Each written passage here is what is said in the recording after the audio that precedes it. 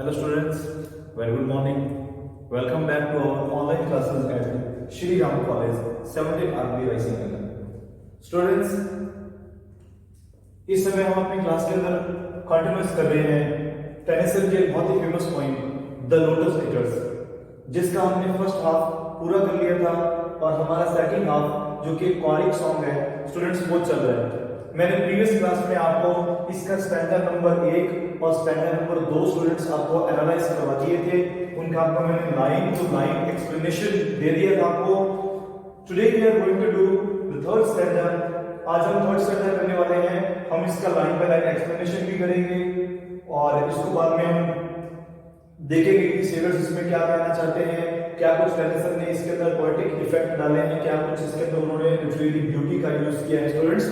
तो आज हम इसका थर्ड स्टैंडा कंप्लीट करेंगे। ओके, थोड़ा सा फिर आपको एक बार बता देता हूं कि जो कॉरिक सॉन्ग है ये सारा एक जो मैरिनर्स का ग्रुप है, जो सेलर्स का ग्रुप है स्टूडेंट्स, वो सारे मिलकर ये सॉन्ग गा रहे हैं। और उस सॉन्ग के अंदर आपको क्या दिख रहा है कि अब ये बिल्कुल totally under the effect of lotus fruit है।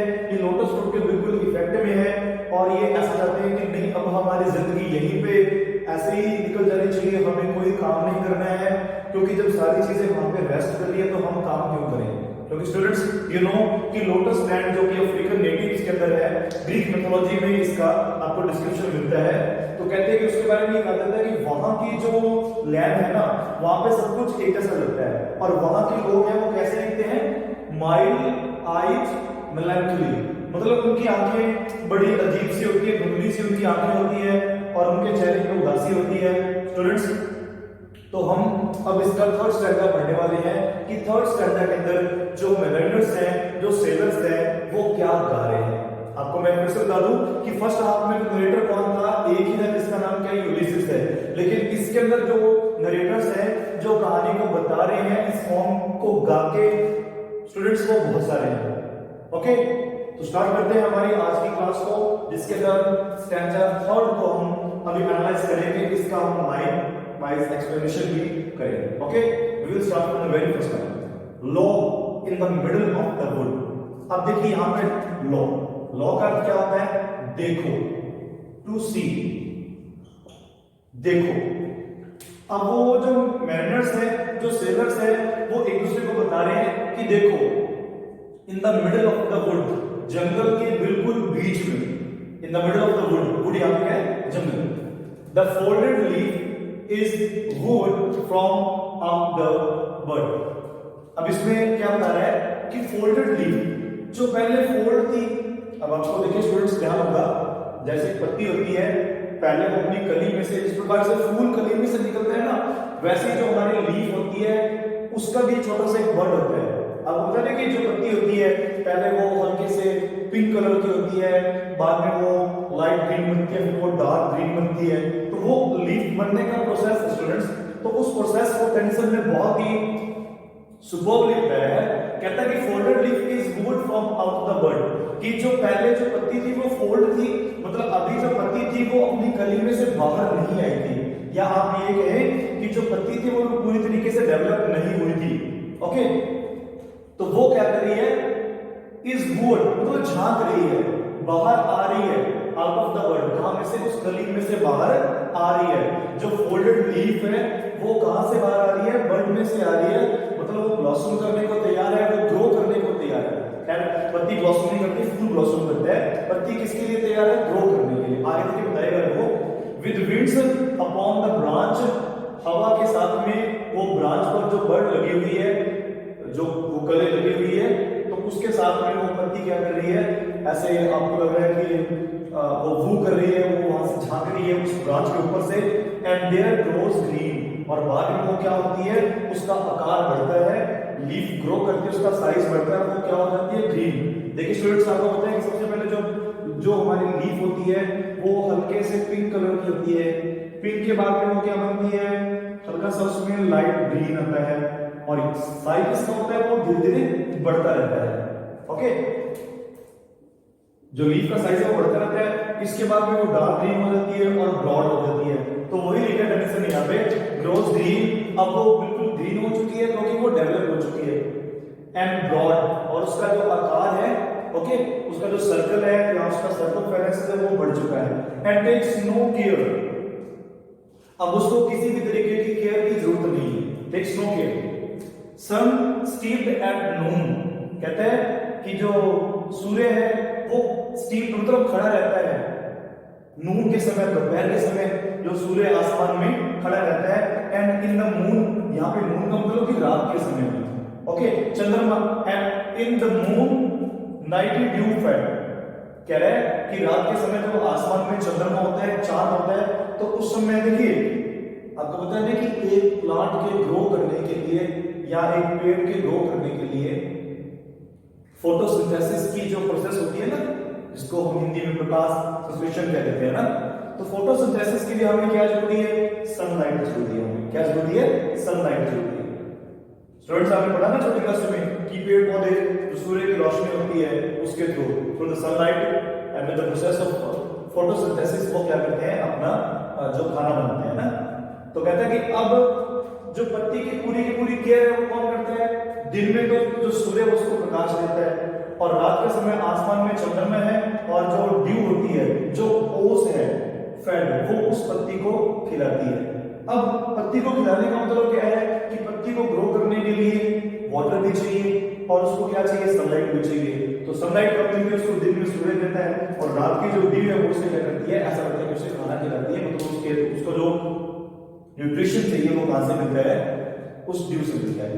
एंड टर्निंग येलो, वही पत्ती फिर से क्या होता है, देखिए जो पहले पिंक थी बाद में लाइट ग्रीन हुई, बाद में क्या बनी, वो डार्क ग्रीन बन गई और क्या होगी, वो ब्रॉड होगी, मतलब वो अपने फुल साइज के अंदर डेवलप हो चुकी है।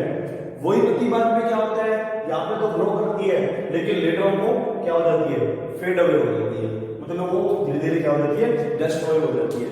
तो स्टूडेंट्स आपने देखा होगा कि जब ऑटम का सीजन आता है ना, तो पेड़ों के जो पत्ते हैं वो क्या हो जाते हैं, सारे के सारे झड़ जाते हैं ना।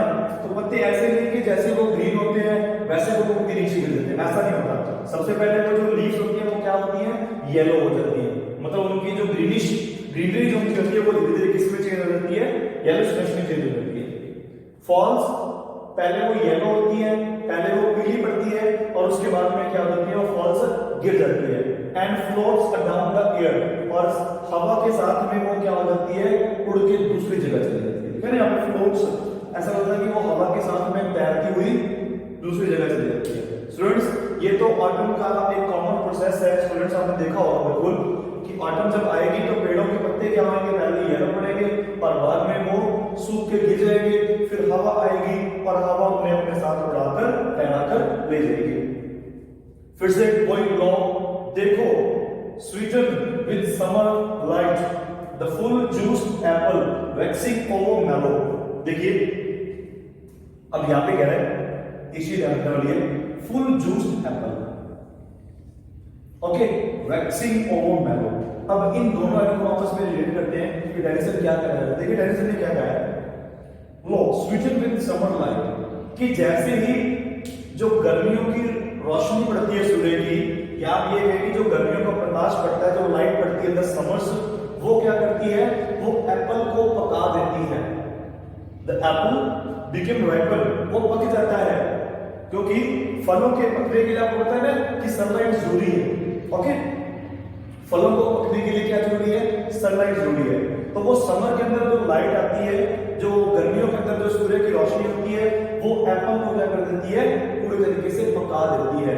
और पकने के बाद में एप्पल में चेंज क्या आता है, नाउ एप्पल बिकम्स फुल जूस्ड, अब उसके अंदर पूरा जूस है, मतलब कि वो पूरा डेवलप हो चुका है। वैक्सिंग ओवर मेलो, अब मेलो का मतलब क्या है कि जो उसके अंदर का जो पल्प होती है ना, वो पूरी तरीके से क्या हो चुकी है, ओवर मेलो, ज्यादा पक चुकी है। आपने देखा होगा ना कि कई फल क्या होते हैं, फ्रूट्स क्या होते हैं, राइप होते हैं, पकते हैं, और कई ओवर राइप हो जाते हैं, ज्यादा पकते हैं, फिर वो क्या हो जाता है, स्टूडेंट्स ने देखा होगा आपने ना कि वो वहां से थोड़ा टेंडर हो जाते हैं और उनका कलर चेंज हो जाता है और वहां से थोड़ी स्मेल भी आने लगती है। तो फिर उसको कहते हैं ओवर मेलो, कि अब सूर्य की रोशनी इतनी थी कि पहले वो एप्पल पक गया, उसके अंदर पूरा जूस बन गया, और अब वो क्या हो चुका है, ओवर मेलो, वो ज्यादा पक चुका है। ओके, ज्यादा पकने के बाद में क्या होगा, देखिए नेक्स्ट लाइन में यहां से पढ़ रहा हूं, ये पूरा स्टैंडर्ड 3 आपके लिए स्टूडेंट्स मैंने लिखा होगा। ओके, अब यहाँ पे कह रहे हैं कि सनलाइट आती है समर के अंदर और एप्पल पूरा पक जाता है, उसके अंदर पूरा जूस मिल जाता है, लेकिन अब वो ओवर मेलो हो जाता है, वैक्सिंग ओवर मेलो, जो उसके अंदर की वैक्स है ना, ओके, जो उसके अंदर का पल्प है वो ज्यादा पक जाता है फ्रॉम इनसाइड। ज्यादा पकने के बाद में क्या होता है, drops in a silent autumn night, कि किसी दिन वो ड्रॉप्स गिरता है। कब गिरता है, autumn night, silent autumn night, कि पतझड़ की एक शांत रात में वो क्या हो जाता है, गिर जाता है। क्योंकि आपने देखा होगा स्टूडेंट, जैसे प्लम्स होते हैं, बेर होते हैं जो, या दूसरे जो फल होते हैं, जब ये ओवर राइप हो जाते हैं, ओवर मेलो हो जाते हैं, तो ये फिर क्या हो जाते हैं, नीचे गिर जाते हैं। तो ऐसा ही एप्पल के साथ भी होता है कि एप्पल जब ज्यादा पक जाते हैं तो वो भी ऑटम की नाइट के अंदर चुपके से बड़ी शांति से नीचे गिर जाती है। All it's allotted length of days, ये उतना ही इसका लाइफ होती है जितने की इसको अलॉट किए गए हैं प्रकृति के द्वारा, नेचर के द्वारा। देखिए अलॉटेड यहाँ पे क्या है कि उनको दिए गए हैं, अलॉट किया गया उनको लेंथ ऑफ डेज, कि जितने दिनों का जीवन उस फ्रूट को प्रकृति ने दिया है, नेचर ने दिया है, वो उतने दिन ही रहता है, बाद में वो नीचे गिर जाता है silent autumn night. The flower ripens in its place, कहता है कि फूल होता है वो अपनी जगह रह के पकता है, मतलब वो फुली ब्लॉसम हो जाता है। राइपन फेड्स, तभी वो क्या होता है कि उसका जो पक्कापन है, जो उसकी जो राइपनेस है वो क्या हो जाती है, फेड्स, मतलब वो नष्ट हो जाती है, एंड फॉल्स, और वो गिर जाता है। अक्सर स्टूडेंट्स आपने देखा होगा कि जैसे गुलाब का फूल होता है, रोज फ्लावर होता है, तो वो जब पूरा ब्लॉसम हो जाता है ना, तो धीरे धीरे जब वो फेड होता है, ठीक है, जब वो धीरे धीरे मुरझाता है, तो फिर वो क्या होता है, वो नीचे गिर जाता है। तो ऐसे ही होता है, एंड हैव नो ऑयल, और कोई काम नहीं करता।